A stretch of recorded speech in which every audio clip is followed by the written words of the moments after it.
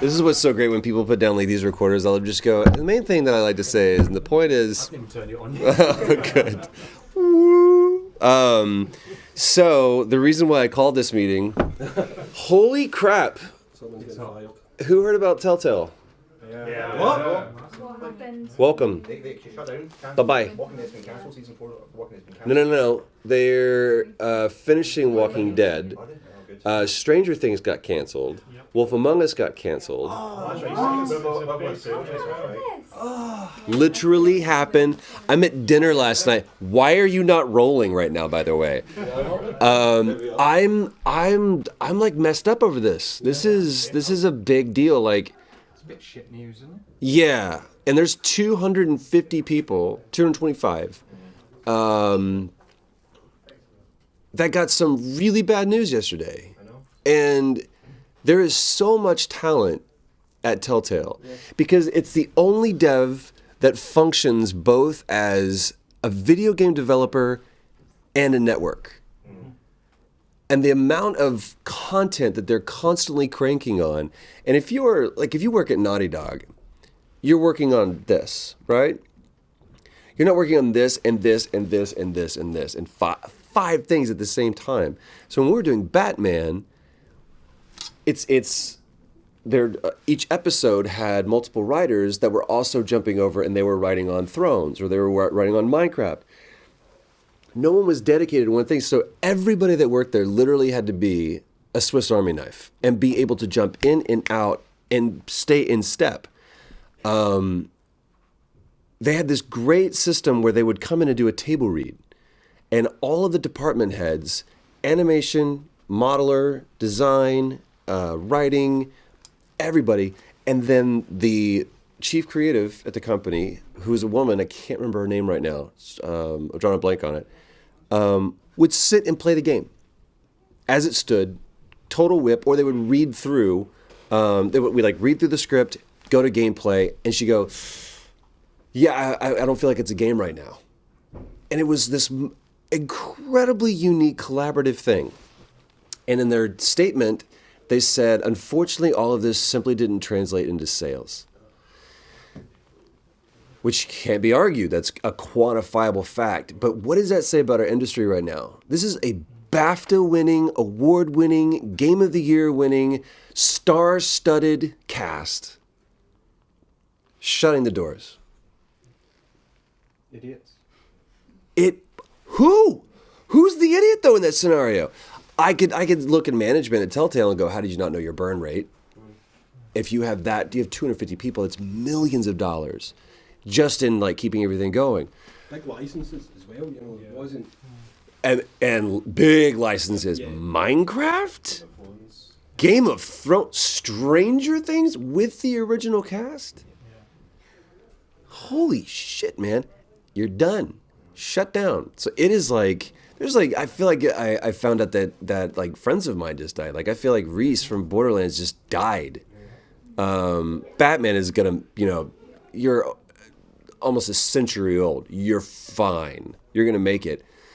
But God bless, it was not I was sitting at dinner last night and a text comes through. And I thought, I was like, you're taking the piss. Lordy, don't. He's like, no, I'm serious. We just all got told no severance. Wow. You're out. Sorry, hope you have enough money in the savings. This is what's beautiful. And they're in San Francisco, right? So, I mean, hi, you want to go outside, that cost you 50 quid. It's ridiculous. What's beautiful about our industry, though, and it's really unique, Sony Santa Monica, reached in and grabbed a whole bunch of people. I've never seen an industry take care of their own more than video games. And they're fans of what they've done. It's like, dude, I loved what you did. There's some writers on that. Social media people, Caroline was just like, hey, anybody helps, and bam, somebody grabbed her. It's amazing what this industry is capable of, and the fraternity that exists, that to me is really unique. Because in TV and film, that doesn't happen. Not really. Not publicly. Not forward facing like that. So anyway. What a way to start. What a fucking way to start, right? So retro replay. Can we just take a moment? Holy crap! Yeah. So yeah, pouring out to my homies at Telltale right now.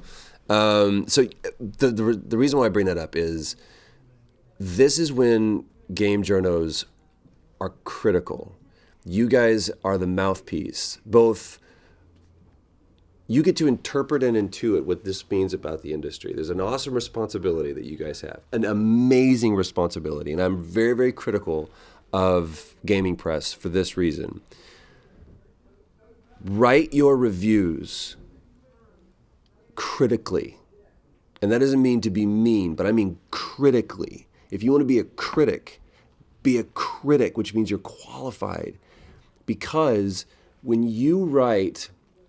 Greg Miller just did this, and I really respected him for it. He tweeted out something scathing about Shadow of the Tomb Raider. He was right. Like, they shipped with some really bad facial animation, and it broke the game. But he retracted it, saying, "You know what? They did a day one patch. I shouldn't have put this out." It was clickbait. I'm not saying anyone in this room, but when people at Game Informer or IGN or Games Radar or Games UK, everyone's been guilty of it because we're all freelance writers. We're trying to get a job, right? When they write a piece on a game and they skew harder because they know it'll get clicks, and they give it an 84. That literally, if that Metacritic drops below 85, people get fired. Games get canceled.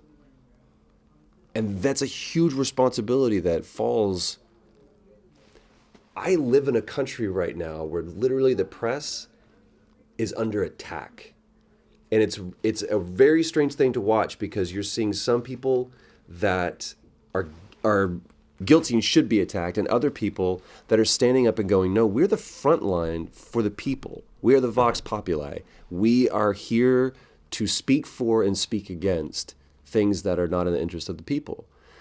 That is rampant throughout our entire industry, but it's specific to games, and Telltale has fallen victim to it. People didn't like Batman Season 2 because it didn't change enough. It's amazing everything that happens. Any game that comes out, any game that is on a shelf is a miracle. It's ones and zeros floating around in space. I think the reviewers, the problem with game reviewers is they can't grasp or fully understand the work that goes into it, from motion capture to the editing to the graphics card to anything. They don't know that. They ain't got a clue. All they see is what's in front of them. Yes. And they don't see behind the camera. And unless they get behind the camera, they're never going to give a true review of the game. I will not tell you what game this was, but there was a big game that was coming out, and the dev released review copies. By the way, if the developer doesn't release review copies, red flag. I'm sorry. You're coming in hot. You should have had 2 more weeks. If you can't put out a review copy, everybody goes, there's a reason for this. Well, we don't want to spoil it. We're under embargo. We know to shut up, and when we can release this article or this review. Somebody from a very large publication called the studio, asked to speak to the president, and said, "We don't have time to play your game. Could you just tell us what the game is about?"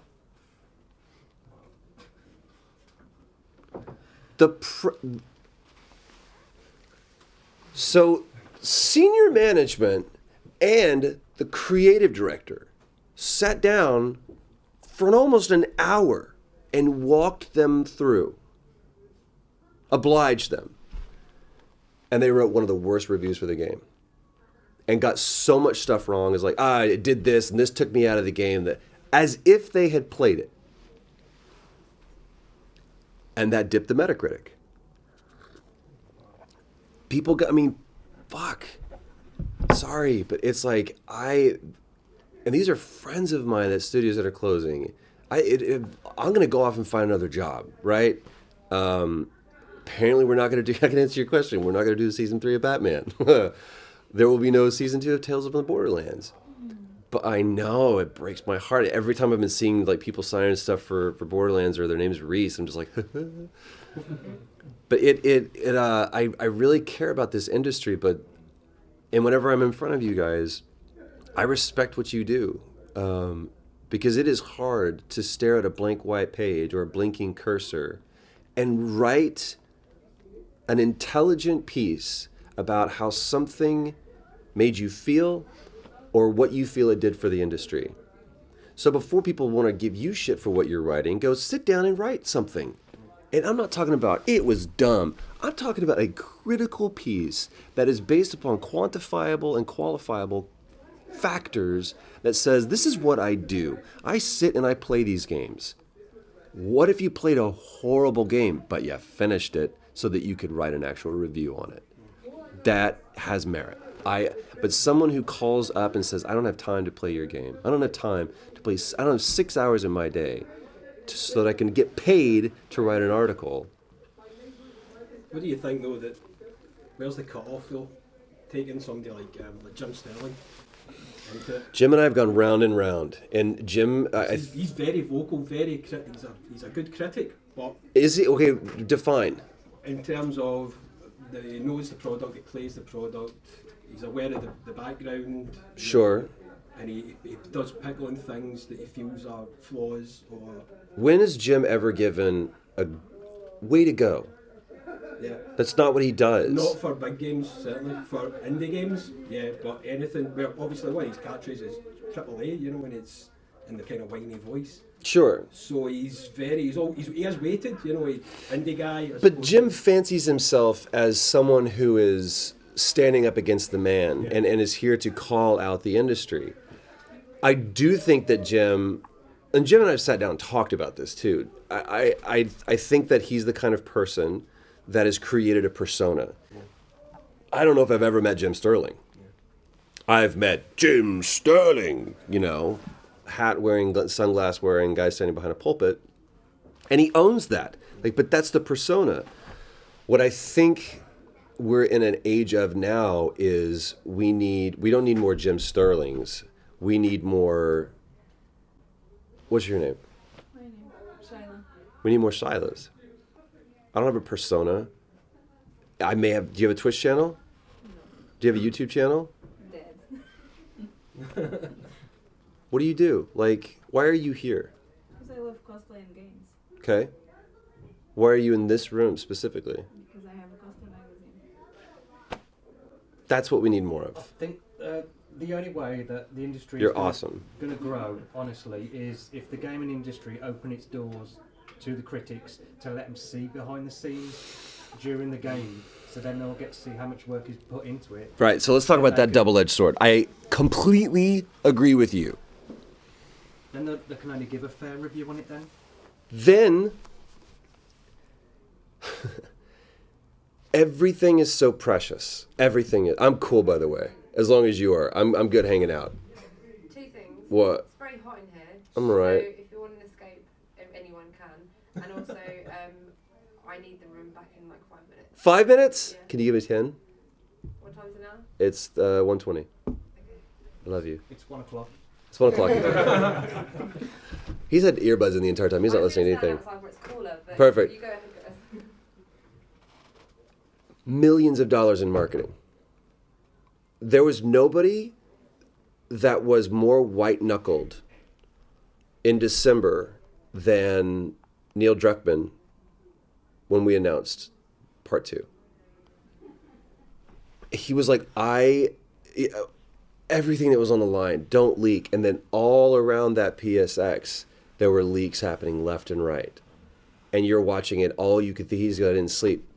Because he's the kind of person that obsesses over, in a very healthy way, but obsesses over every frame. So they worked so hard on that trailer. They worked so hard to keep it quiet.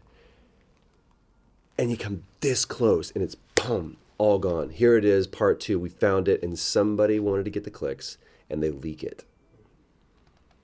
So do I think that the industry needs to open its doors more? Yes. But then Selected to selected groups, though. I mean, how do you select that group? Yeah, who gets the exclusive? You know, what website gets? personally, Game Informer, you want to be on our cover? I wouldn't open it to like established gamers because they've already got their head set on how they do things. I'd open it to like people fresh in the industry, so they've got an open mind. They can go into it literally with an open mind. Let's go down that road. Do they know protocol? How about this? I'm not mentioning any game, but there's actors that aren't used to how games work and being under such a strict NDA, and so then you're on set and you tweet out a picture before a role has been announced, had no clue. Do you know who took that picture? One of the producers. It wasn't a selfie. A producer for the game took that picture. She tweeted it out. I'm not saying who it was or what it was. Millions of dollars in marketing. Whole marketing plan blown up because of a tweet. So I hear you, and I agree. If Jim Sterling, and maybe he has done this, but if Jim Sterling walked around the offices of X, any studio, and was like, holy shit, do it around crunch. When you're there and it's like, you're not going home. And this is not because people are being slaves and taskmasters. It's because there's a job that has to be done. And I'm waiting for this render to happen. I'm waiting for that debug to finish so I can find out, did I fix it? That's just the way that games are made. And this isn't over 3 months or 6 months. This is over 18, 24, 36 months. This is all you do with your entire life. And somebody wants a click. You're like, fuck. So, man, I agree. I think that but it's this standoff and this stalemate between journos stepping up and having more journalistic integrity, having more like I have my own system. Like, and this started in the 80s. Like, this is nothing new. When two guys watched a movie, it can go this or this, and that became the standard for everything. I mean, that's some archaic shit. That's like Roman gladiator stuff. Live or die. Because of an opinion. The cynic Monimus said, all is opinion. So whatever you think doesn't make it so.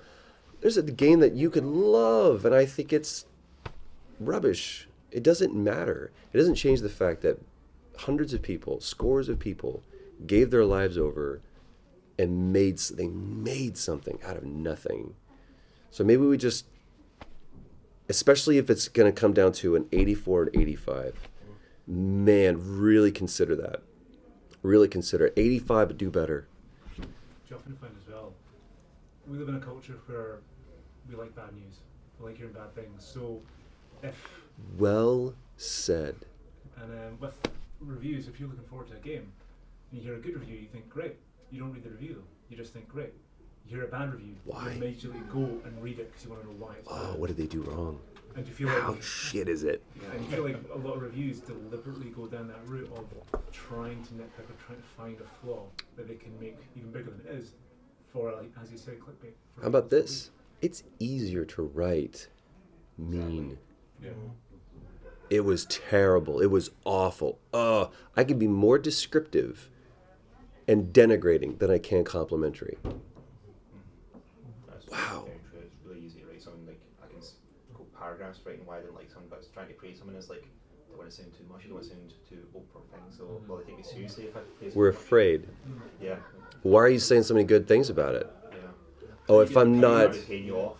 Did they pay you off because you're being really complimentary? Mm-hmm. You're not being critical enough. Yeah. You need to be harder. Why did you mention this thing they did there? It's like, because that's got nothing to do with what I'm writing about. And you could be just as critical. Let me talk to you about how well they achieved the art in this world. and break it down from a critical, academic, cognitive way of how the art influences the experience. No, we have to find things that are wrong with it, because that somehow qualifies me. Because now I'm being a critic. How much though do you think with that, when people meddle, you know, when producers come in, not creative producers or creative directors, people at the top, We just really want to make sure that the player understands this, because we really... they might not understand it, and they kind of Yes. talk down to the audience, and they put mechanics in and what have you that frustrate and annoy. How much do you think that the people at the top, if studios were kind of, you know, separated as they were before, you know, and they didn't have this kind of corporate pressure on them? There was no marketing department. Why do you think Nolan North and I are playing retro games? Yeah. They're hard. And it didn't matter if this game was shit, because in 6 months we're going to crank out another one. There was not the pressure for a franchise. There was not the pressure we have to sell 3 million copies or more because we have a 250 team studio or we have a board of directors. It's 3 guys. One does coding, one does art, and one does design. It's 3 guys making a game. What do you mean tutorialize the player? Figure it out. It's hard. We're going to play Prince of Persia tomorrow. That game is somebody played that game and then they did Edge of Tomorrow, Live, Die, Repeat. Because that's all that game is. Figuring out how long I can slide before I fall off and get impaled by spikes. That's why we play these games. Corey, talk to Corey Barlog about how hard he fought for the intro of God of War. Because everyone told him, you can't do that. You need to get faster into gameplay. No, you don't. Have him walk. I was like, sat down and had lunch with him. I was like, you did such a good job of establishing the world and letting me know exactly where I was without ever saying anything. I'm almost there. In the menu, my select screen of how hard of an experience do you want? And now here's how you chop the axe. Oh, and by the way, if you haven't played it, it's the last treat for your wife's funeral pyre. And you never say that. You show it. Handprint. And the handprint. I was like, holy shit. He goes, I fought. And everyone was like, you're wrong. He got into a fight with someone, an argument, who was out on the senior staff that right before he's about to walk out, told him, you are going to sink this studio with what you're doing. You've ruined this franchise.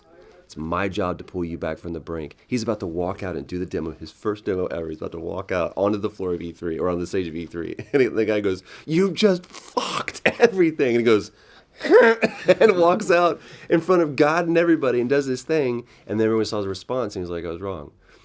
Those are the visionaries. Those are the people that, Neil Druckmann's are the same people who do what makes them tremble. And that is, you can feel that in the game that you play. And you're absolutely right. Fear is what drives us. Fear, the same fear that drives that producer or that creative director to not do that thing and play it safe is the same fear that skews that review from the critic. And if we can just remove the fear, what an industry we would have. You guys had like so many questions, and I'm sorry. This is a cool conversation? Oh, it was a cool conversation. All right. Thank you for giving me more time. We literally took our 10 minutes, so there you go. And I'm going to ask you about your music, about your album. I'm playing tonight, provided that British Airways seems fit to return my lost bag to me. That literally has all my gear. But yeah, I'm going to be playing tonight. Thank you for asking about that. I'm so proud of this album. Moving around by us. Yeah, I'm really, really proud of it. And if you haven't heard it, check it out. And please subscribe to Retro Replay. Please tell everybody about it, because Nolan and I are having the time of our life playing it. I like the social aspect where you just sit and talk for like about 5-10 minutes before getting into the game. It feels like kind of personal, so I really like that aspect. We could give a rip about being on YouTube, but I will die trying to create a community. Yeah.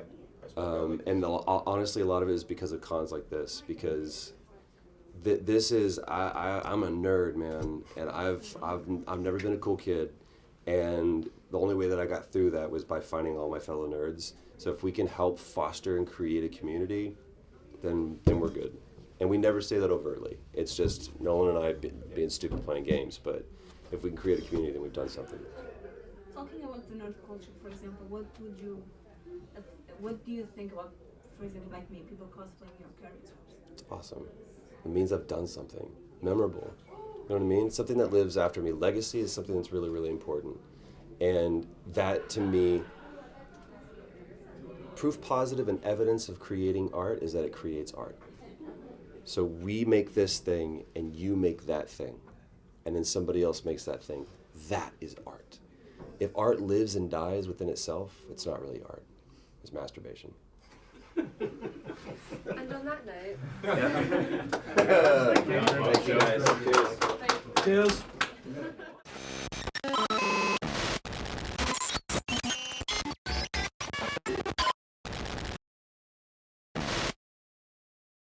Well, then our story begins in New York.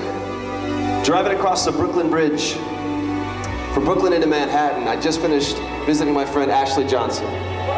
Yeah, she's an amazing person. She's the kind of person that wherever she goes, she changes things. She makes them better. They go from black and white into color, and from water into wine.